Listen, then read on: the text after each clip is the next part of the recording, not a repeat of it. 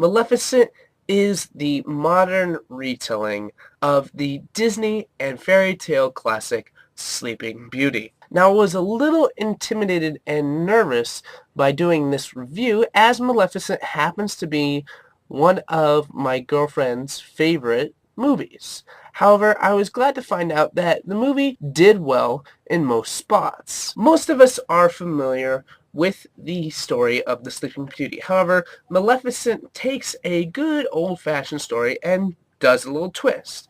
Most of it that I liked. Some of it I didn't. The biggest twist is that Maleficent is both in the role of hero and villain.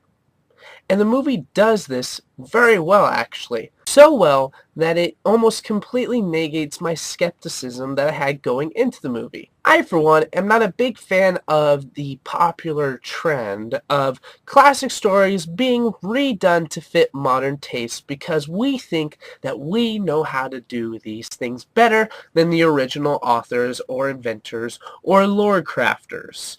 However, the story writers of Maleficent did craft a quite compelling and interesting story. At least compelling and interesting enough to take a skeptic like me and enjoy the movie. Although I will admit that for me, the movie got off on a bumpy start with the whole plot and reason for tension within the movie was basically because humans are greedy. Yeah, like we've never heard that one before. I even heard from some other people that they got the feeling of the all too typical narrative within modern day movies of humanity is bad and nature is good. Now, while I personally didn't get that feeling, I can understand how some other people felt that way. But definitely the whole humans are motivated only by greed, and they don't really establish what greed. They just show this king and he has an army, which really isn't explained except for the fact that he likes to shout about we're going to take their resources. And I would have liked a little more extrapolation and explanation. Of course, if you think about it, that is kind of more classical fairy tale in that the story and reasonings for people weren't really as well thought out as they are today. Of course, there are always exceptions, but we're talking about lore here. We all know how lore is. The casting of Stephen was perfect with Sharlto Copley. I'm hoping I'm pronouncing his name right. Playing it, of course, it seems that whatever he plays, he happens to be a psychopath. So, yeah. Typecast. But, let's admit it, he makes a good psychopath. There were a few things I didn't understand, and the fairy godmothers were complete idiots, to put it lightly. Yeah. I also found some of Maleficent's behavior to be a little strange. Snarling at a kid? Baby, no less? It's kind of weird, but the movie grew on me. What can I say?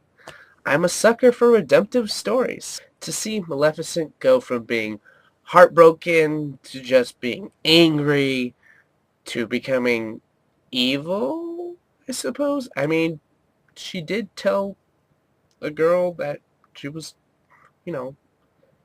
basically gonna be dead, sleeping for the rest of her life. It's kind of evil.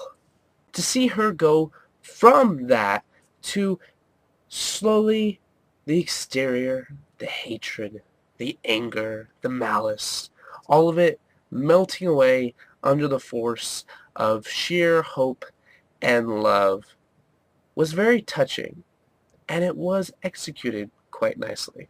Add a little bit of the conscious character in Diaval, who happened to be my favorite, by the way, and you know what? You got a pretty solid movie. The humor was genuine at times, and it also was a little forced.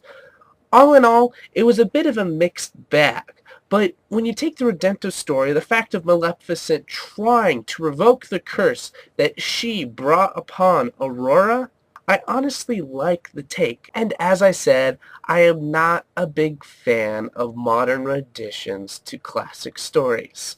However, the creators of Maleficent did it in a good enough way for me to find it to be enjoyable. The story was done well enough. However, I found that if they added another 10 or 15 minutes, it might have fleshed out the world a little bit more and gotten rid of some of my questions. But hey, who cares about my opinion? Hopefully you guys do. And by the way, let me know what you think. Did you like Maleficent? Did I do a good job representing it? Did I completely miss something? Whether you like, share, or comment, I look forward to seeing you the next time.